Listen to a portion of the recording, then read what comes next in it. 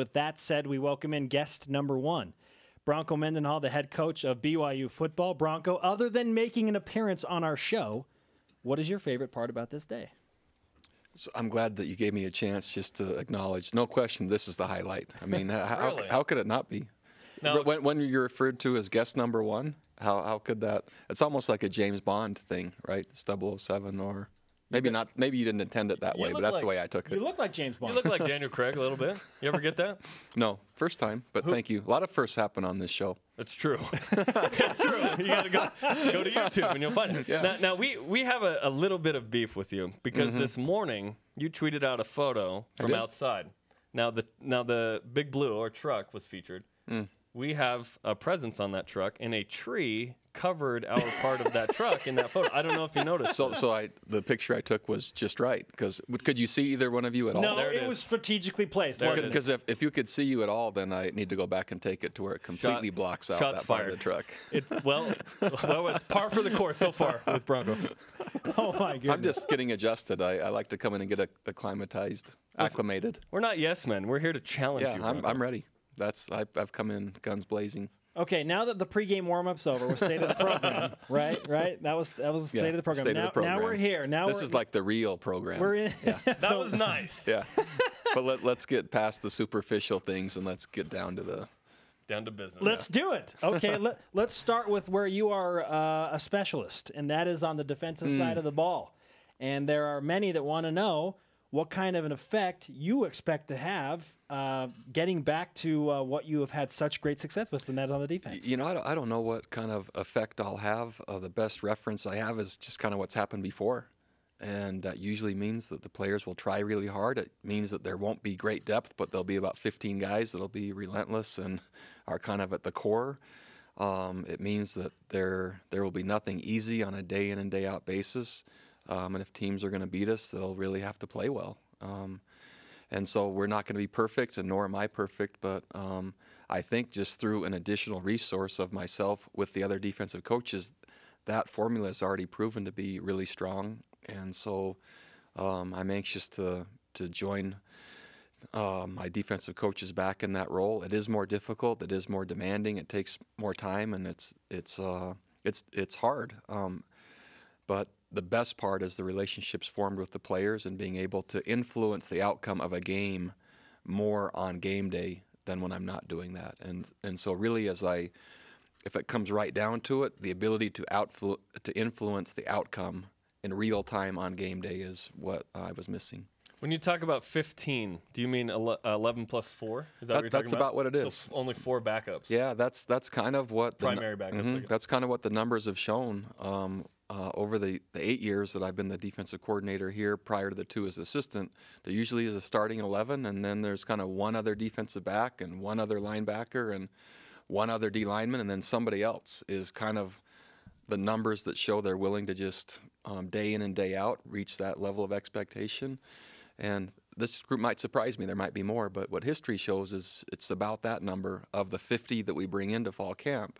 It ends up with about that many that really want to get serious to the level that I would like them to be. Locating playmakers within that group of 15, it's easy to pinpoint Bronson Kaufusi because of what he's done, and certainly the expectations were high for him. We saw some flashes of brilliance from Fred Warner last year. Besides Bronson and Fred, who do you expect to be the playmakers on that defensive side of the ball this year? Yeah, it remains to be seen and remains to be demonstrated because there can be flashes, as you alluded to, and flashes really won't produce great defense. Consistent grit, determination, and resolve, play in and play out, making the plays they're supposed to make within their assignment is what I'm after. And usually the flashiest guys, they're the ones most easily identifiable, but that doesn't mean they're really at the core of the program. So I expect Bronson to do exactly what he's supposed to do and make every play that he's supposed to make within his assignment. Same with Fred. Same with guys like Logan Taele, who played last year with 2 labrum surgeries but is really tough. And if the ball's run in the B gap, then I have a problem with him.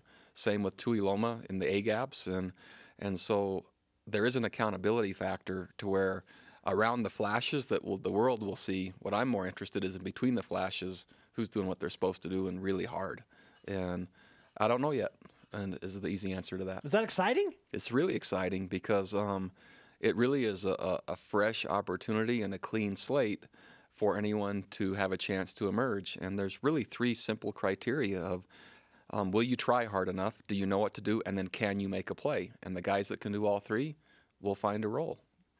Your switch back to a defensive coordinator, was that something you wanted or something you felt that was needed and you just had to do it? Oh, I think it's both. So what I don't think is it's reflective of, it's in no way, shape, or form reflective of the job that Nick was doing. And man, he's one of the brightest minds and best coaches that I know, and someone I trust completely.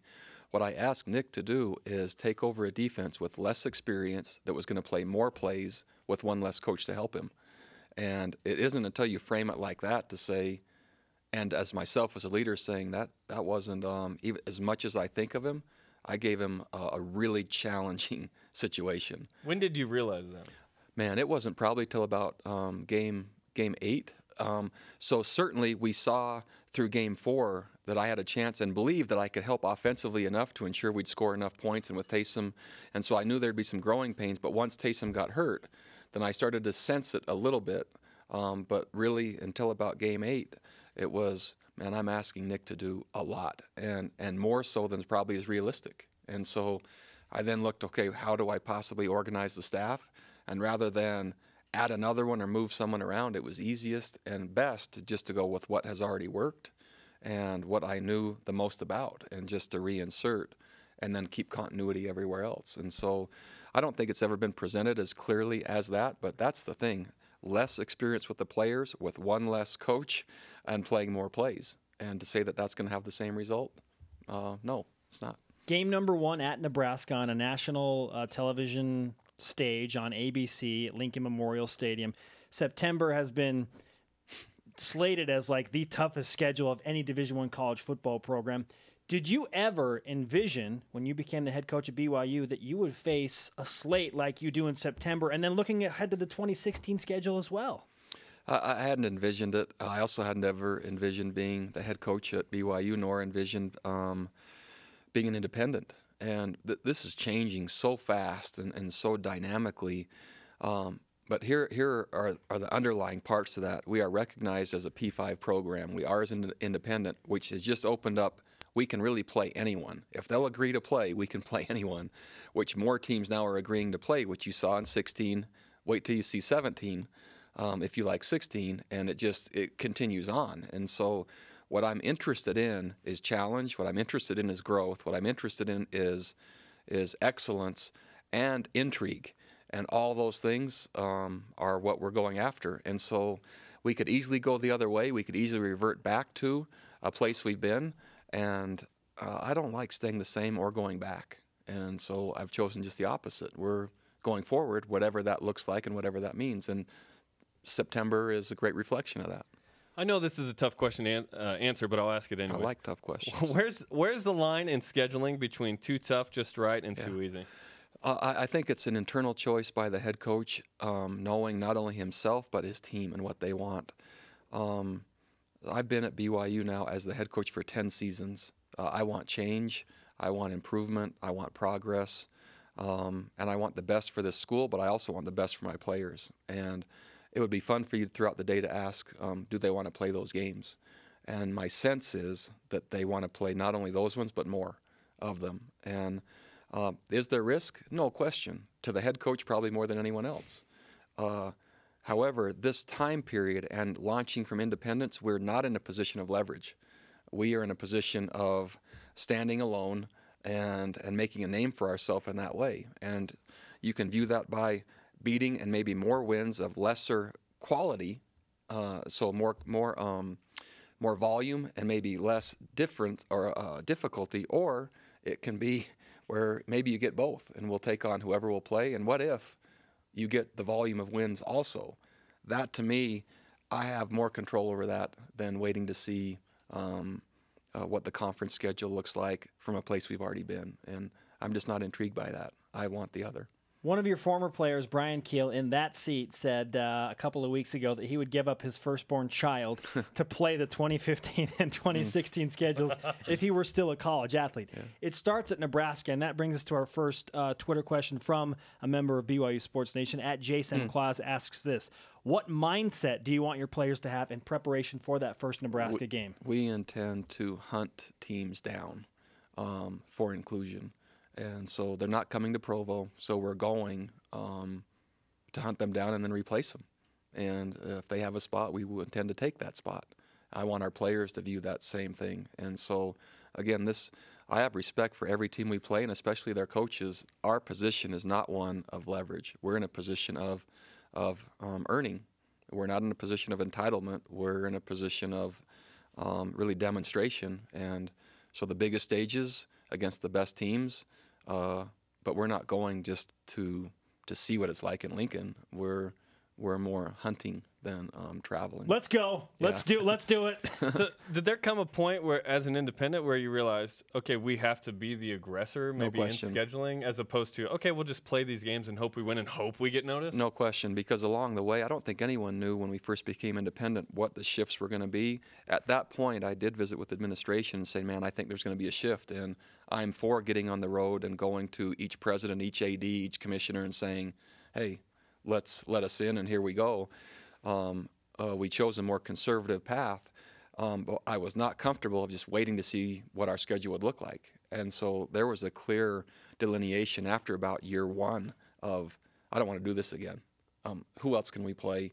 Wherever it is, let's... Year one of independence? Exactly right. It was, I don't want another year that felt like we were at the mercy of what this college football thing would put in our lap or basically give us. It was then more, what can we influence and what can we take? And the one thing I have influence over is who I agree to play. And so we've become very aggressive with ESPN. And I'm sure there are plenty that would rather, or thinking, man, there's too much risk here. Again, I have the most to lose. But I also have the most to gain through watching our players get to play the teams and have the experience that I think they really want and try to help them reach their potential. And it's just more fun. The clear direction of this program, and you've stated it and Thomas stated it, is, we want to kind of work our way into a place where these Power 5 conferences look at us and say, we've got to have BYU. Yeah. You threw out a number. You said a 3-year window. Yeah. Why did you feel like it needed to be the 3-year window? It was not necessarily where it had to be in 3. That was just the time frame I thought where there'd be another shift and something else would happen by then. I don't think that there's, like Cinderella, a time where you're going to turn back into something. But if you do face the reality of, in college football, there is a pretty clear revenue share if you're a member of a Power 5 conference, not just a Power 5 team, that, basically the minimum share is about $20 million per year per team. SEC is over $31 million per year per team. Longevity means you actually do have to have resources to continue to grow and expand your program. As an independent, what we have is a phenomenal exposure that exceeds the majority of every one of those teams. What's not happening is the conference share of revenue that goes with that. And so at some point, there will be a friction point and a tipping point that says, okay, because of the money and the financial part, it's either got to be in or part of something else. I don't know what that time frame is, but that was my guess as to when a shift might happen again or what a time frame might be. And there are some TV contracts, big money, that are going to create some movement, we would think. So, yeah, that's... I think. But, again, if you think just simply about the SEC and you're now talking $31 million per year per team, that's an amazing advantage. It has to be managed right. But what things could get in your way? Do you need a new weight room? Okay, great. Do you want to expand your stadium? Great. Do you need new offices? Great. Whatever you need to give your chance to attract the best student athletes, once you add resources to that, you're now making yourself more competitive. And so here is exposure, here's this killer schedule. The financial part has to be acknowledged also. Bronco Mendenhall and BYU on the hunt starting September 5th against Nebraska. We'll go to break with this. You do a lot of things well, but we want you to work on your photography and Just- try and just include the BYU Sports Nation Go guys. to the left, and you'll get us in the frame. You know, brother. I actually left a little bit too much of the left viewable there. I was hopeful only just to have the Studio C part that was really highlighted there. I got a little bit too much of the back end of that picture. Sorry about that. Is that your favorite BYUtv program?